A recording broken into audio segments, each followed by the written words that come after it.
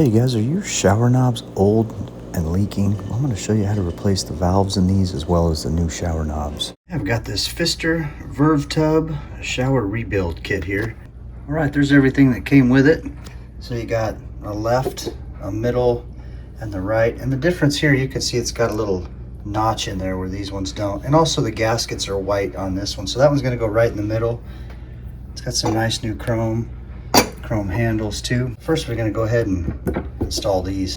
To remove the old valves, you want to turn off the water main, remove the set screw, and then pop the handle off. Now you can cut around any existing silicone around the base there and just unthread those. Take a crescent wrench and pull the valve out.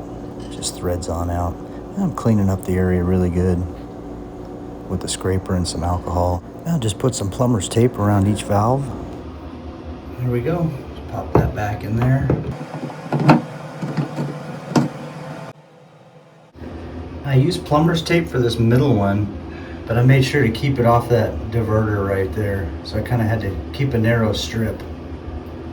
I want to block that.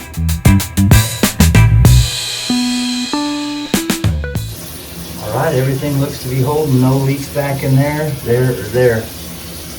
I'm gonna go ahead and use some of this great stuff here, this spray foam here, to fill in those cracks there.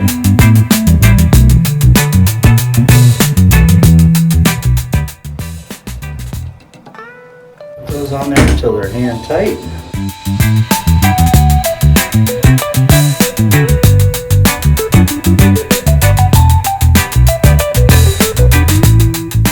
The best way to get these caps off right there is push on it with a screwdriver from this end. That way you're not scratching up the surface of that trying to pry it off with a razor blade. Put it in with this right in the end. Got my trusty Porter cable cordless drill here.